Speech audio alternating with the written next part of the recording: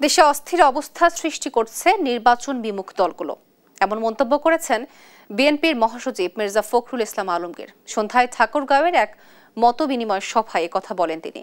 বলেন, পিআর সহ অমীমাংসিত সব বিষয় সমাধান করে ফেব্রুয়ারিতে নির্বাচন দিতে হবে সরকারকে। এর আগে সকালে স্বাধীনতা বিরোধীদের সাথে এদেশের মানুষ আপোষ করতে পারে না বলেও মন্তব্য করেন তিনি। জনগণের ভোটের অধিকার ফিরিয়ে আনতে সবাইকে ঐক্যবদ্ধ ধানের শীষে ভোট দেওয়ার আহ্বানও জানান তিনি।